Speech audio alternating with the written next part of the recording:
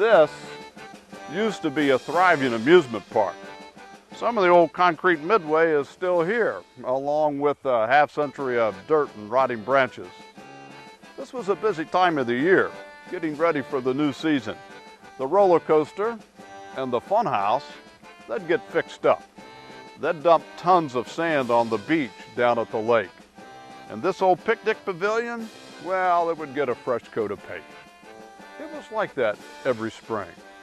And while it was around, the park provided a lot of fun times and memories of children scrambling onto the rides or begging for some cotton candy. But behind the scenes, there were grown-ups running the place, and they too produced some fascinating stories. Welcome to Seances and Slot Machines, the story of Brady Lake Park.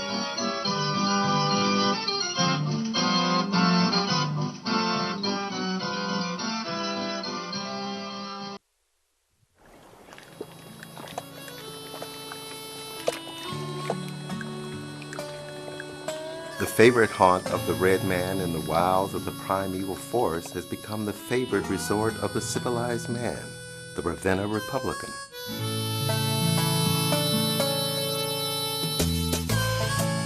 Lake Brady is nestled in the rolling hills of northeast Ohio, southeast of Cleveland. It was named after Captain Samuel Brady, an 18th century frontiersman and Indian fighter.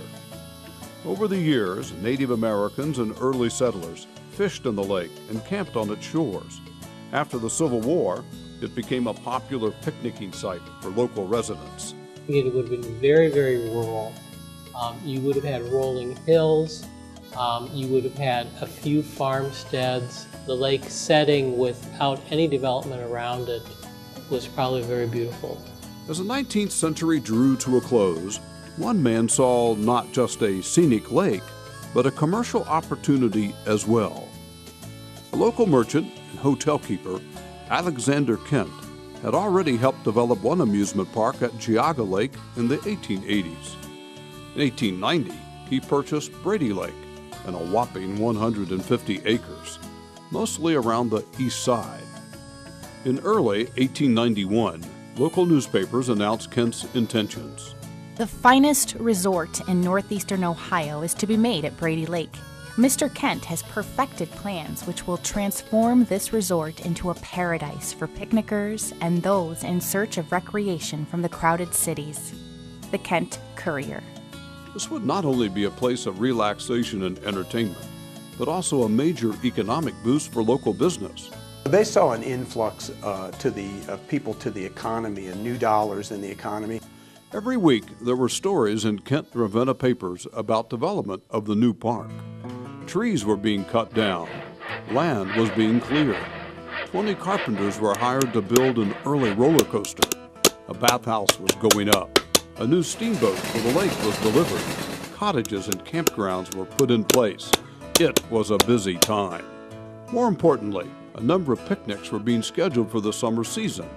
Not just family outings of 10 to 15 people, but business and fraternal order picnics of 200, 500, or 1,000 people. They would be the lifeblood of the resort, indeed for all such parks for decades to come. As industrialization and immigration caused cities to balloon in the late 19th century, invention and mechanization also provided a little more leisure time and disposable income for Americans. Resorts and amusement parks promise beauty, relaxation, and thrills for a modest outlay. Amusement parks provided respite from the hustle-bustle of the cities. Some, like Lake Brady, saw themselves appealing to what they called the better class of society. People didn't just visit the park, they took excursions or enjoyed outings in the country. The early footprint of the resort was tiny. The initial facilities were sparse, yet sophisticated, and definitely not inexpensive.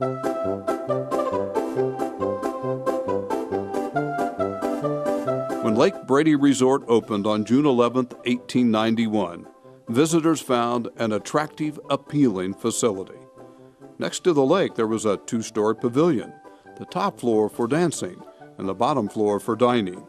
There was a bathing beach and bathhouse, 40 rowboats, and a steamboat to provide leisurely trips around the lake.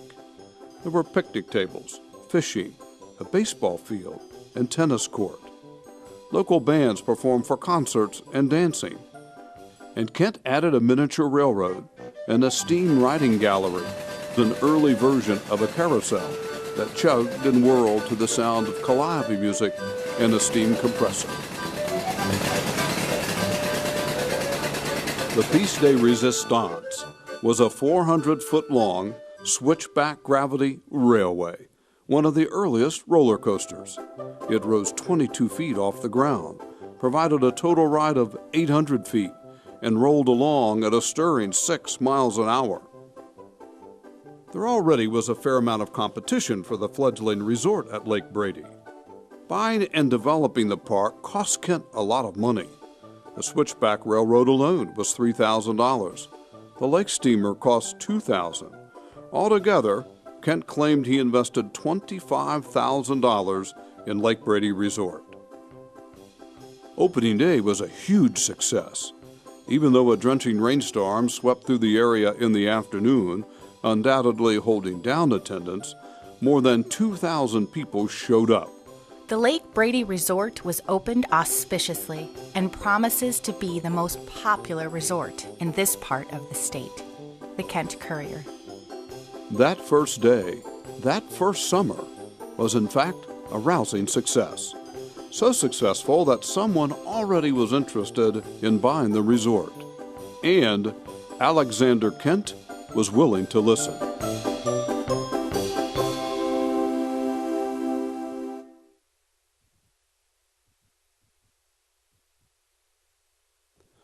Spiritualism was a movement, a philosophy, and a religion. Popular in the late 19th century, spiritualists believed in a oneness with nature, championed the rights of women and blacks, and believed in talking to and for the dead. The seance and the medium were at the center of their belief. Spiritualists often were chided, and spiritualism was not universally accepted by most people. Still, the movement had a strong following in Ohio. Many spiritualists wanted to create rural communities where they could live, hold encampments, speak on issues of the day, and conduct their seances and fortune-telling.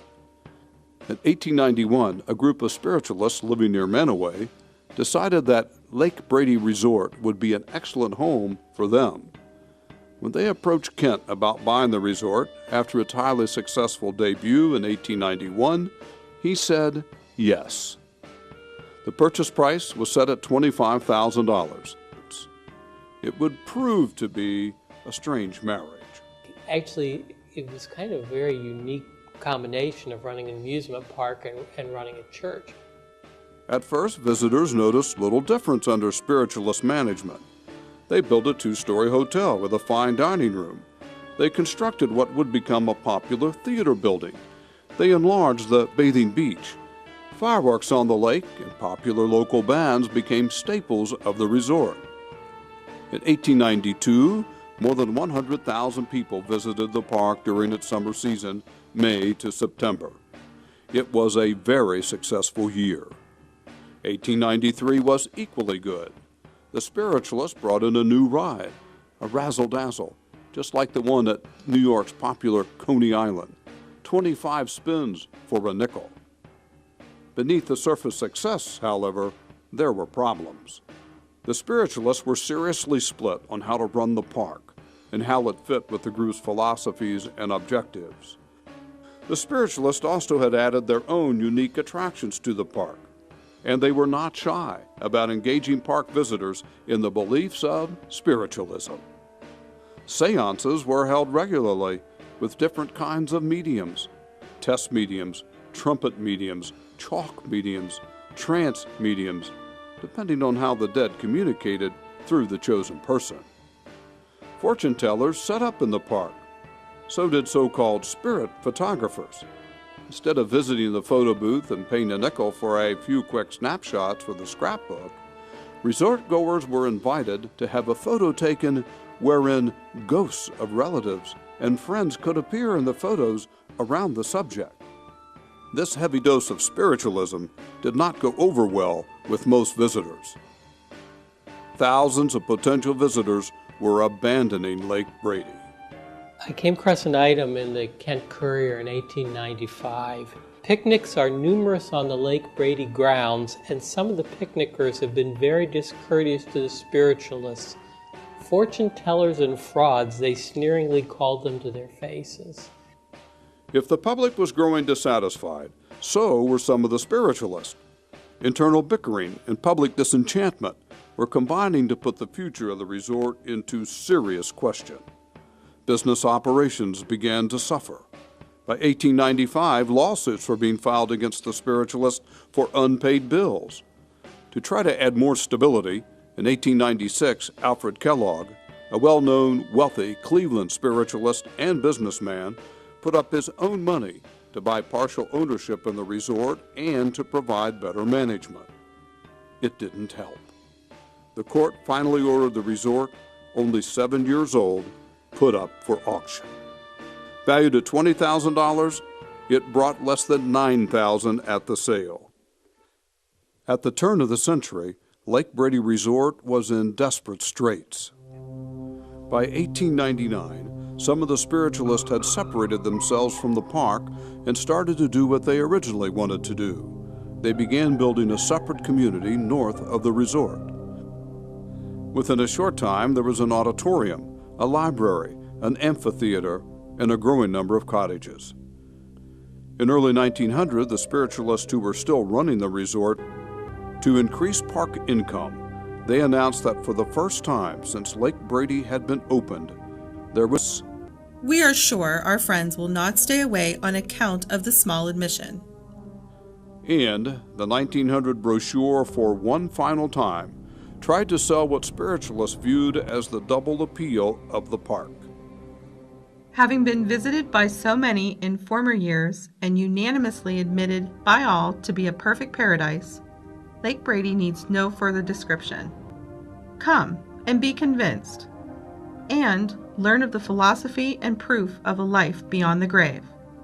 It was the same old pitch: walk in the woods, ride the roller coaster, dance in the ballroom, attend a seance.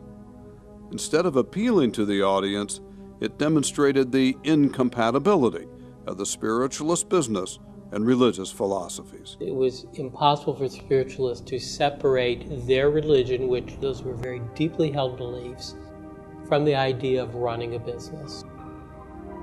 Almost a decade of spiritualist operation of the park finally came to an end in September 1900. The Akron Daily Democrat, tongue-in-cheek, announced, "The spirits no longer float about in the air." Alfred Kellogg, who still owned the resort, was fortunate that local businessmen realized the resort was still a strong economic asset. Tens of thousands of campers and picnickers could spend a lot of money on food, clothing, and supplies in local stores. Thus, a group of Kent businessmen approached Kellogg about buying the resort. He agreed and sold it for $20,000. By the time the 1902 season rolled around, the resort opened as the reinvented, entertainment-centered Brady Lake Electric Park. With the spiritualist out of the picture and some money to spend, the Electric Park Group installed scores of new electric lights to make the place both more attractive and safer at night. But the changes to the park were mostly cosmetic. On July 4th, more than 8,000 people attended the Akron Grocers Picnic, but other resorts and amusement parks in northern Ohio were bringing in new rides, more modern concessions. Brady Lake was not keeping up. Electric Park lasted only a few years, but it recaptured some of the business and popularity lost during the spiritualist ownership. More importantly, it caught the attention and piqued the curiosity of another businessman and promoter, one who would lead the park for the next 20 years.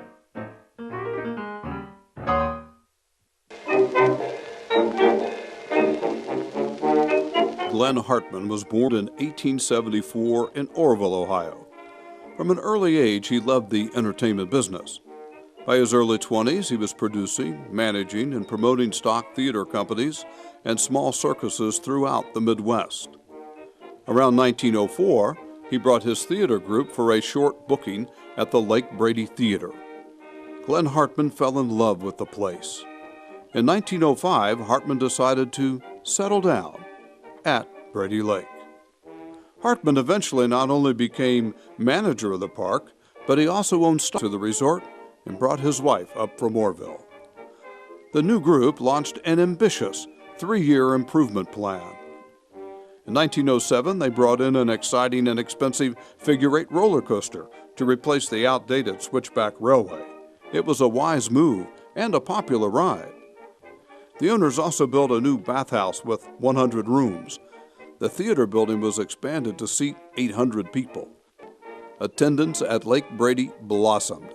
The picnic grounds were booked for the season.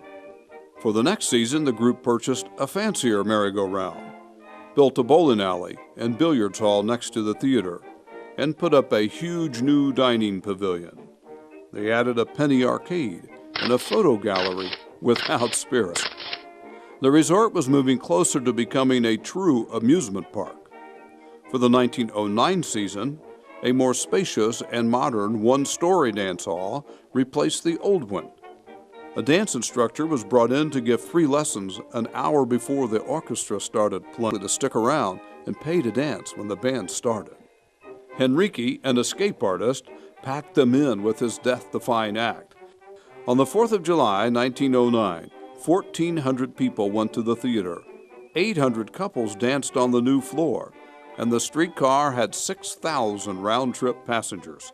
It was the largest crowd in the history of Lake Brady Resort. Hartman worked hard to keep the park from becoming stagnant. Against his better judgment, he opened the 17. The theater had been fitted to show silent motion pictures, but only the highest grade.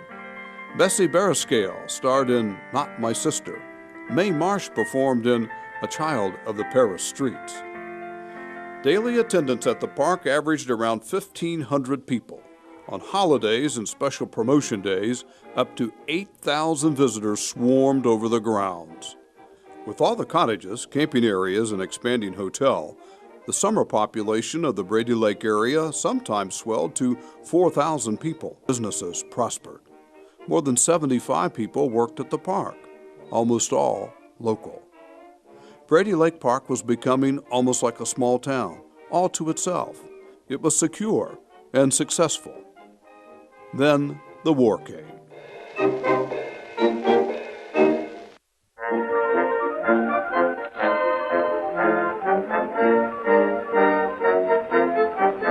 Over there, send the word over there. American entrance into World War I in April 1917 put many resorts and amusement parks out of business. Transportation to parks was limited. Food supplies were cut back. Sugar was rationed. Coal was scarce. And thousands of young men went overseas to fight. And we won't come back till it's over there.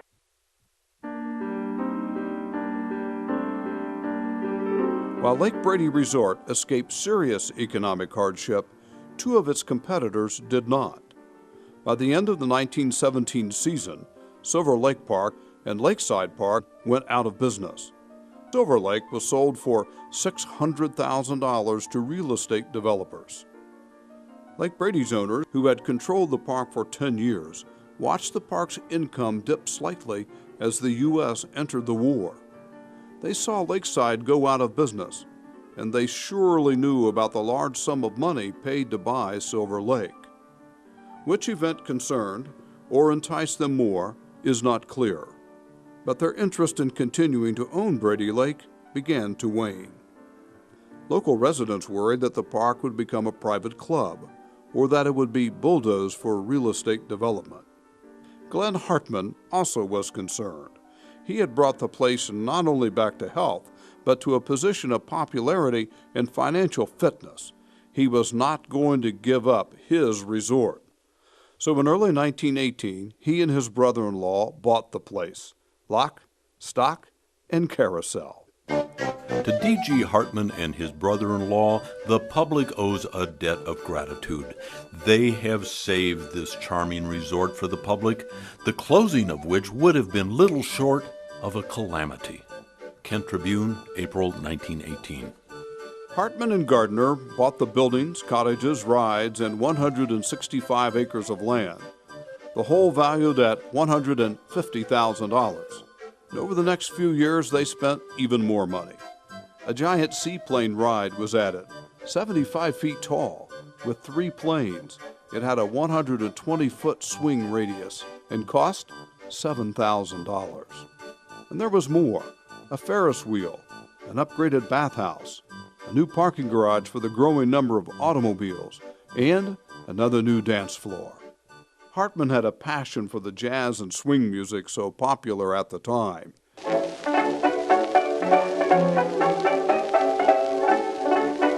He booked some of the more popular bands in the country, the 7 musical Magpies, Hal White's Syncopators, and the Fletcher Henderson Orchestra.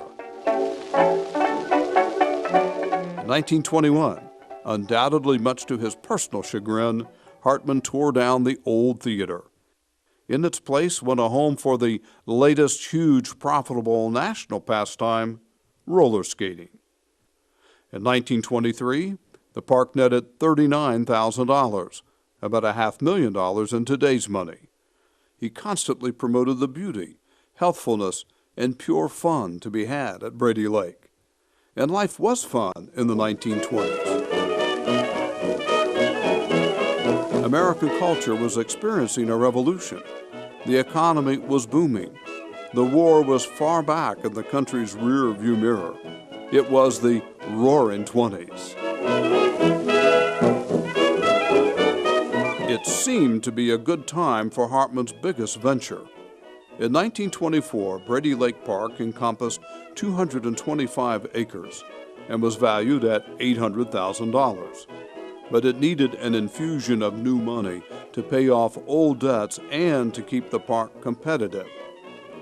Hartman came up with a major campaign to raise $200,000 through the sale of gold bonds. They promoted the campaign hard and even developed a catchy slogan to appeal to budding capitalists. Brady Lake, a great place to play, a wonderful spot for profit. The early 20s were prosperous times, nationally and locally, yet Hartman found few investors interested in his bonds. Within a year, in 1925, the campaign was abandoned. Still in debt, Hartman was forced to bring in multiple new partners, mostly lawyers and real estate men from Ravenna. Beyond that, Hartman's connection to his beloved Brady Lake Park was about to end. He had been there for more than 20 years, when in 1927 his wife became seriously ill. She died in June. Within weeks, Hartman sold his shares in the park to his business partners and moved back to Orville. Flagging attendance at an amusement park normally meant the grounds were not kept up, the rides were in poor working condition, or a national calamity had drawn away public interest in dollars. None of those was true at Brady Lake Park in 1927. The problem had its roots in a Ravenna courtroom 2 years earlier.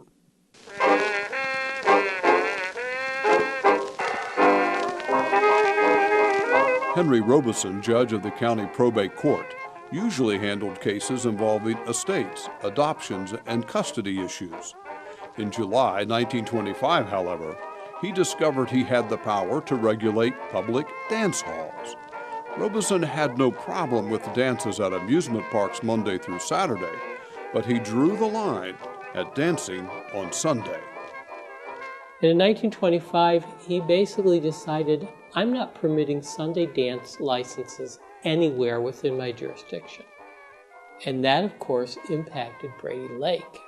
Sundays, however, were big money days at amusement parks, and dancing was a huge draw. Paying customers stayed away if they could not dance. Brady Lake Park suffered with the law in 1925 and again in 1926. By the spring of 1927, however, something had to be done to get the dancers and their money back in the park on Sundays. An obscure Ohio law at the time allowed incorporated cities and villages to be exempt from some local and state regulations. Thus developed one of the stranger political subterfuges. Brady Lake Park was in Franklin Township and subject to the laws of the township, the county, and the state. That included the no dancing order from Judge Robeson. So the answer was to secede from Franklin Township. Permanent residents in and around the park, mostly those areas hugging the lake on the east and south, decided to create their own municipality. On June 17, 1927, residents went to the polls, all 65 of them. They voted 64-1 to create Brady Lake Village. 2 weeks later, residents of the new village went to the polls again. They organized the village and they elected a mayor and they seated a village council. And one of the first acts of the first mayor of Brady Lake was to issue a decree saying Sunday dancing is back on. And Judge Robeson couldn't do anything because he had no jurisdiction over a village. 2 weeks later, on a pleasant Sunday evening, some 2,000 dancers whirled around the floor. The park that day enjoyed a record attendance of 12,000 visitors. Park officials and residents might have thought they were solving their biggest problem in 1927 by instituting home rule. But in less than 15 years, the issue would be raised again.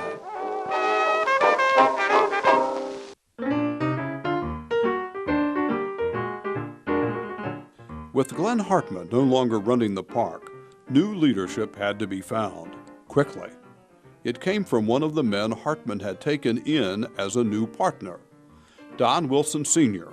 was a successful, well-connected real estate developer in Ravenna, and he loved spending his summers at what he called the lake, running the growing amusement park. Wilson shared a number of traits with Hartman. He believed in providing a large bang for the customer's buck. He loved jazz and big band music, and he was an unabashed promoter. Few celebrities could match the first big act he brought to the lake. In August 1926, a 20-year-old American had become the first woman to swim the English Channel. Gertrude Ederle was in Brady Lake in 1927, and she swam the lake after she had swum the English Channel. More than 20,000 people flocked to Brady Lake to see her swim around its shores in afternoon and evening performances. The next year, 1928, may have begun the greatest era in the park's history. The place blossomed into a full-scale amusement park, leaving its rustic roots in the dust. In that 1 year alone, Wilson and the other stockholders spent $200,000 for improvements. By the 1920s, no self-respecting amusement park was still featuring a primitive and tame figure-8 roller coaster. Brady Lake was. Most parks had moved up to the taller, multi-hill, speedy racers now associated with the golden age of coasters.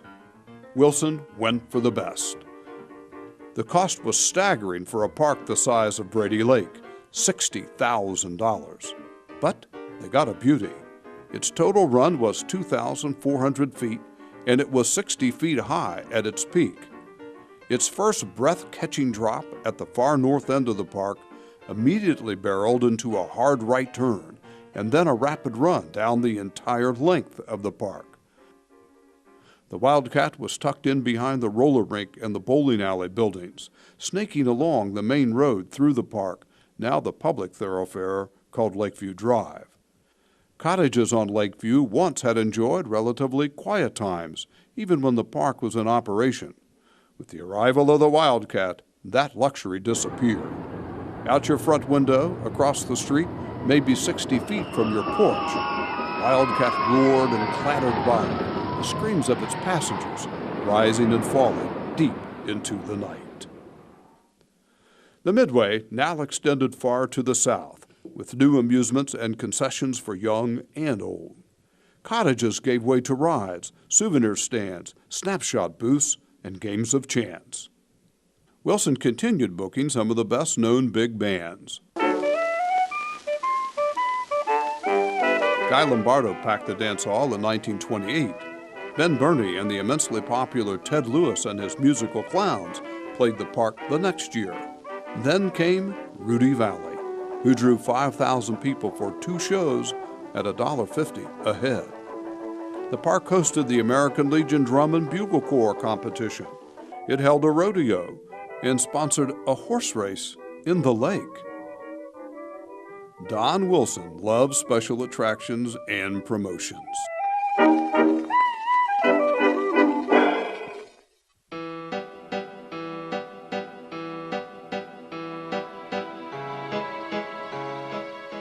In early September of 1929, a few weeks after Ted Lewis packed a house at Brady Lake, prices on the New York Stock Exchange began to falter.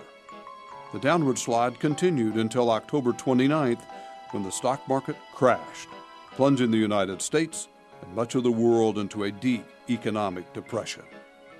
Within a year, businesses were cutting back or failing. Personal income and profits were dropping. People were losing their jobs and their homes. The Great Depression had a large effect on the history and success of amusement parks, and it was a negative force. Of the 1,800 or so parks in the country in 1929, 400 remained by 1935. 4 years later, only 250 were left. Akron Summit Beach Park could not pay its bills and was auctioned off. The park somehow got through the Depression years, but it was not easy. There would be changes. In 1930, the old hotel, which had hosted President William McKinley and thousands of park visitors, was unceremoniously torn down. In 1932, the cash-strapped Northern Ohio Traction Company abandoned streetcar service to Brady Lake and just about everywhere else outside Akron. Now the park would rely heavily on the personal automobile, and during the Depression, there was not much gas for trips to the country. For opening day in May 1933, the park ran one of the few full-page newspaper ads in its history. Heavily illustrated, the ad played up all of the park's traditional strengths: thrilling rides, dancing, swimming, boating, a German beer garden, fishing, cottage. A beer garden? 1933 marked the end of the great American experiment in Prohibition. After 14 years, no legal beer, wine, or liquor, and the rise of one of the most daunting periods of criminal activity in the nation's history, the public said goodbye to Prohibition. Brady Lake visitors said hello to the new Hofbrau, advertised as a German-style beer garden. Customers could get their favorite brew, have a sandwich, and listen to an Oom-Pa-Pa band. And as the Great Depression showed signs of waning in 1937, Don Wilson found himself back at the helm of the lake. He picked up bringing in nationally known entertainers. The enormously popular Paul Whiteman and his 25-piece orchestra drew almost 2,000 people. A month later, Cab Calloway danced into the park, singing Minnie the Moocher to the delight of huge crowds. Hey, folks, here's a story about Minnie the Moocher. She was a red-hot hoochie-coocher. Some say Wilson even booked the tantalizing fan dancer of the time, the infamous Sally Rand. Wilson also upgraded the second most popular ride in the park, next to the roller coaster. He brought in a beautiful, high-quality, hand-carved merry-go-round.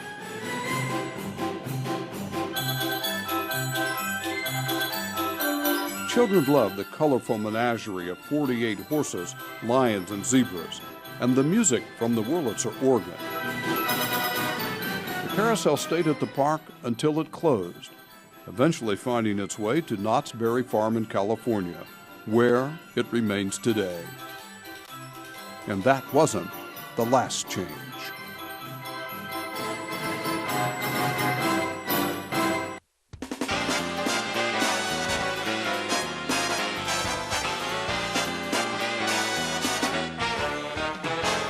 Americans love to gamble, always have, probably always will.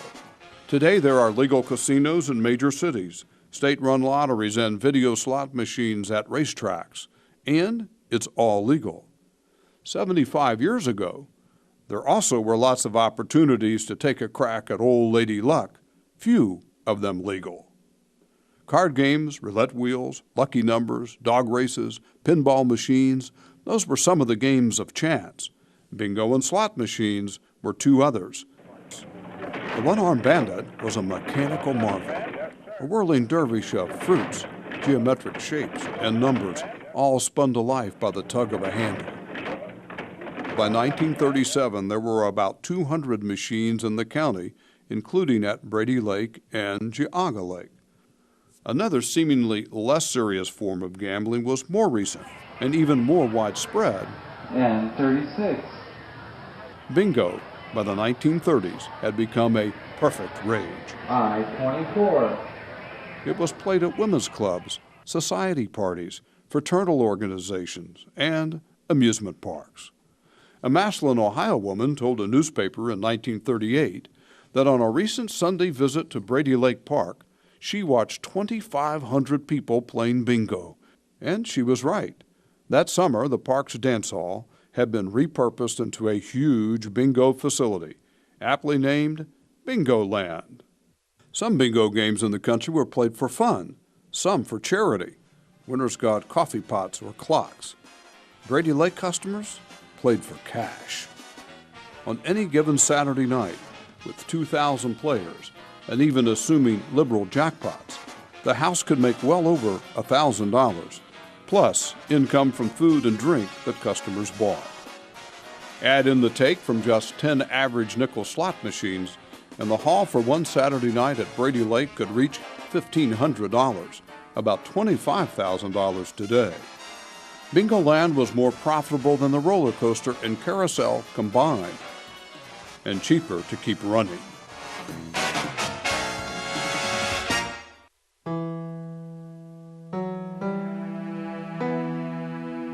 It was the spring of 1941. Workers were sprucing up the park for its annual Memorial Day opening. Rides and concessions along the midway each year were getting older and a bit harder to keep working properly. There didn't seem to be the same excitement for the coming season as there had been just a few years earlier, with good reason. Remember that in these grave days in the affairs of the world, we need internal unity, national unity. In late spring, as Brady Lake Park opened, Germany invaded the Soviet Union, and Japan was plowing through Indochina. One by one, nations were forced into the conflict, and in December 1941, the Japanese attack on American forces at Pearl Harbor thrust the United States into the war as well. For many of the amusement parks that had survived the Depression, World War II would sound the death knell. That was not true for Brady Lake. Its life cycle was nearing an end, but it wouldn't be the war that put it out of business.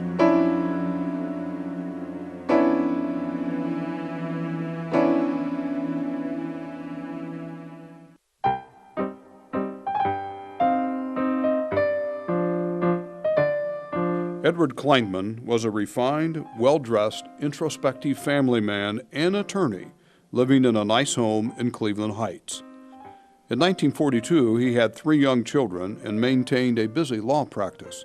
He had business interest in a vending machine firm, ice cream companies, restaurants, and a half-dozen real estate ventures around Cleveland. He loved boxing and supported the Golden Gloves. He also was the Cleveland mob's man at Brady Lake Park.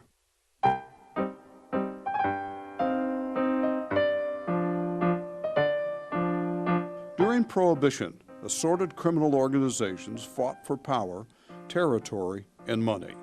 The so-called Cleveland Syndicate was one of them. It had its roots in a highly successful rum-running business between Canada and Cleveland in the 20s and 30s. After Prohibition, the syndicate focused on nightclubs, gambling, and bookmaking in counties outside Cleveland. In the spring of 1942, Billboard magazine carried a seemingly innocuous article reporting that Brady Lake Park had been sold for $29,000 to Cleveland Interest. The syndicate had found another business opportunity. It would be run by Edward Kleinman. The new owners spent $35,000 to fix up the park. Most of the money, however, went to revamp and greatly expand the old beer garden building. Brady Lake Park, rebuilt and under new ownership, makes its 1942 bow May 28th. A marine room overlooking the lake is one of the new additions. It will offer floor shows. Billboard magazine. The dining pavilion of 1928 had become the Hofbrau Beer Garden of 1933, had become the Marine Room nightclub of 1942. The grand opening of the Marine Room on May 28th was a smash hit. More than 2,000 people jammed the club to dance to the Manny Landers Orchestra and to be entertained by the Tip Top Girls and CBS radio star Beatrice Kay. Local politicians and other VIPs ate, drank, and rubbed elbows with Cleveland gangsters and mob lawyers. Residents were worried that Brady Lake Amusement Park would become a center for gambling. Kleinman tried to allay the concerns. He drew attention to the park, reaching out to workers at a nearby war facility. The massive Ravenna Ordnance Plant was now in place east of Ravenna, adding more than 20,000 workers and their families to Portage and adjacent counties. By June, just weeks after the grand opening, there were more than 80 slot machines at the park. Bingo was being offered more days and for much bigger cash jackpots, some as high as $1,000. All gambling operations eventually ended up in a greatly expanded marine room with a large neon sign on its roof. There was seating for at least 1,200 bingo players in one section and room for more than 200 slot machines in another.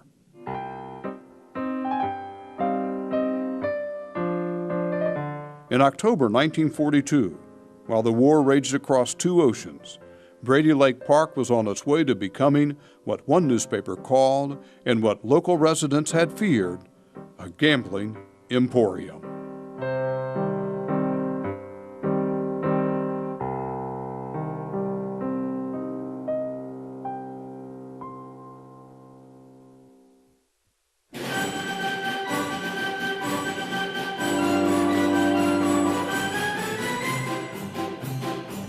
Operators of the park made no secret of their Bingo Land, which is the name for the hall that houses the bingo games and slot machines.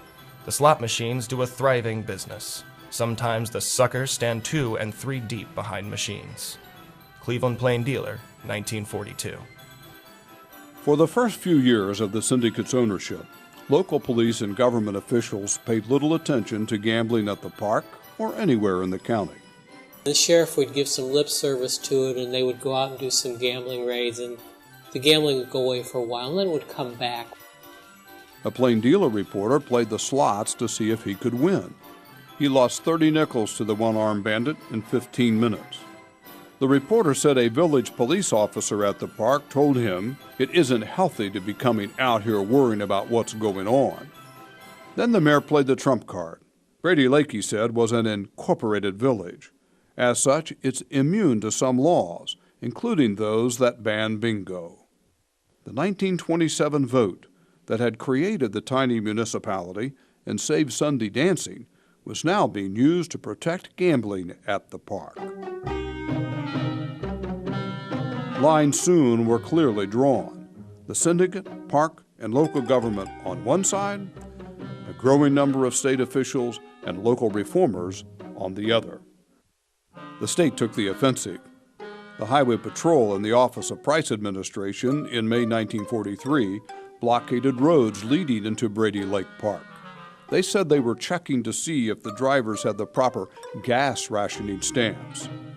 More than 400 cars apparently headed to the park were stopped. Shortly afterward, the Portage County prosecutor ordered all slot machines removed from the county. The next morning, almost all slot machines had disappeared, including those at Brady Lake Park. A few weeks later, they were back. For most of 1943 and 1944, that was the cat and mouse game played in Brady Lake and throughout the state. The stakes in the game, though, were about to get much higher.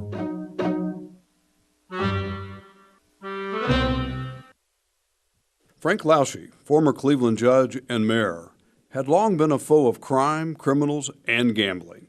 In 1944, he ran a vigorous reform campaign to become governor of Ohio. When he won, he put the Cleveland Syndicate and Brady Lake Park squarely in his sights.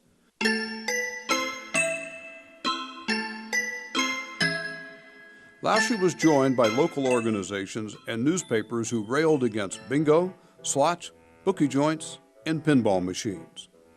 In August 1945, a reporter wrote a scathing expose on gambling in Portage County. It declared that slots and commercial bingo were rampant.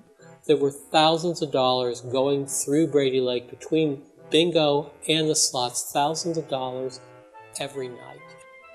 Brady Lake Park, once known as Ohio's perfect playground, was labeled a notorious cheap spot.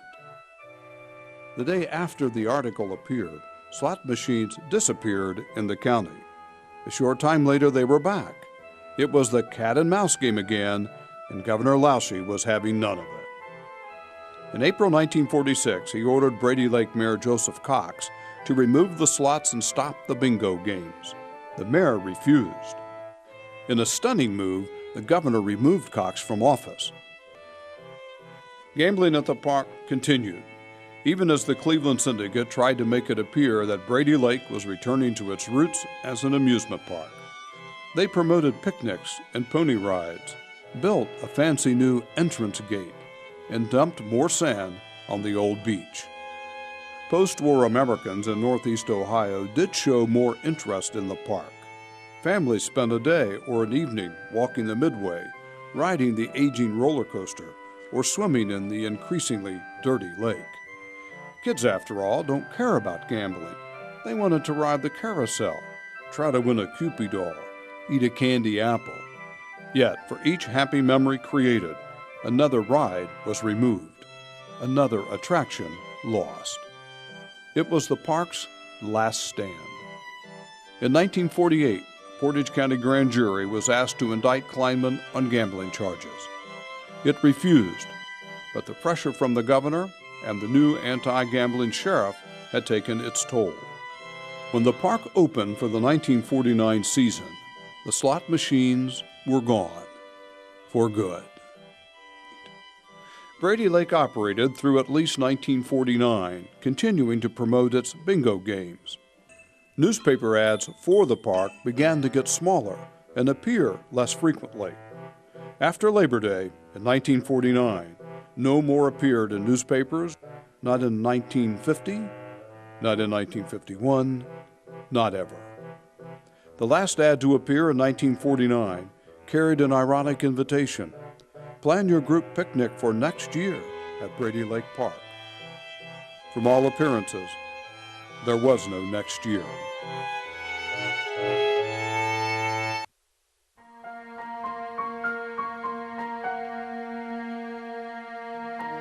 The fact is, there is no record of when the park officially closed.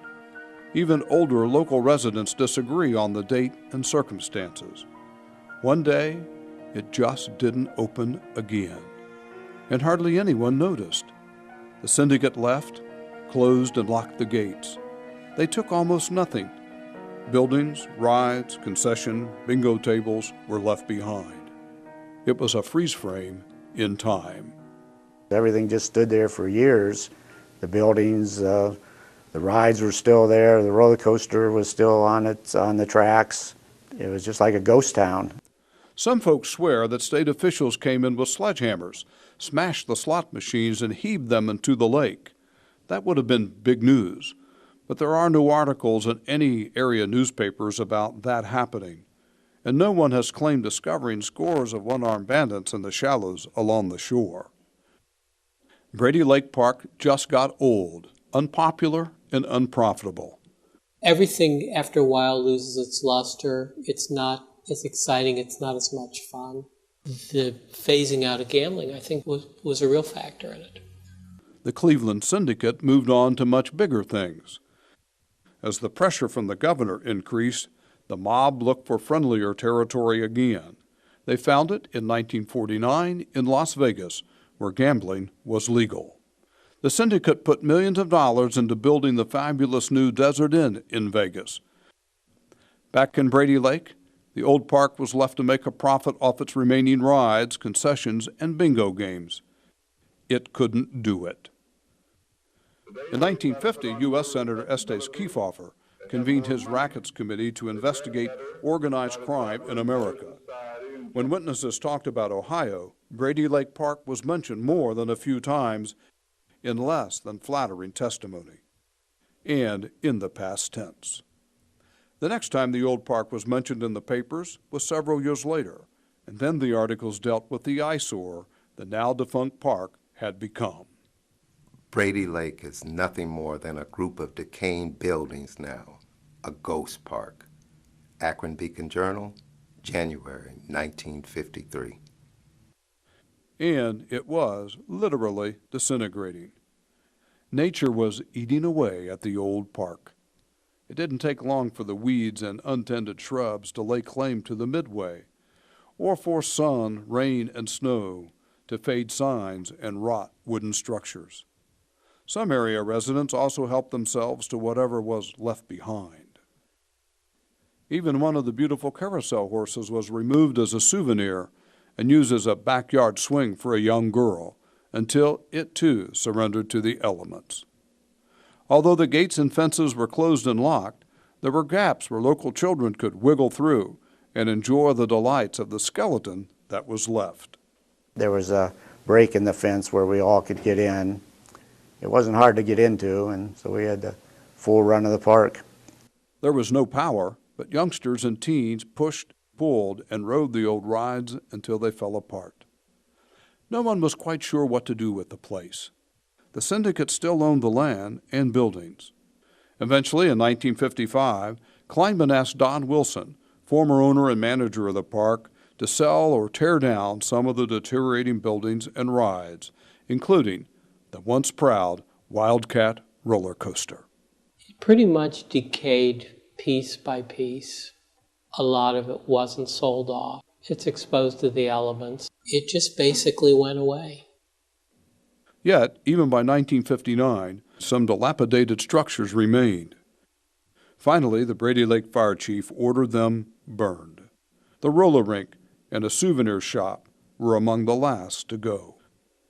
In 1961, Kleinman finally sold the remaining park property for $50,000. It was turned into an RV campground and remained as such for the next 30 years. There were many reasons contributing to the death of the park that had started in 1891 as a rustic resort.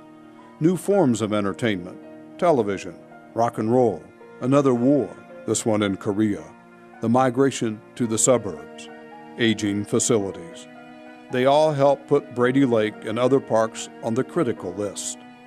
But the Cleveland Syndicate's almost total focus on gambling took the ultimate toll. They sucked it dry and left it to die. In the end, the mob killed Brady Lake Park.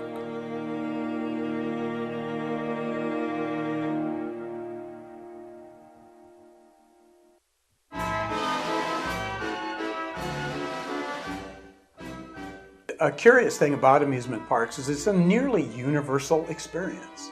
Almost everyone of any age has been to an amusement park. Old-fashioned amusement parks offered cheap entertainment and thrills and an escape from everyday life. They provided generations of youngsters with happy memories now buried in scrapbooks and home movies. Gone are those smells, sights, and sounds. Candy apples, carny barkers, calliopes, kids begging for one more ride. Most of Brady Lake's competitors lasted a little longer than it did, but one by one, they too disappear.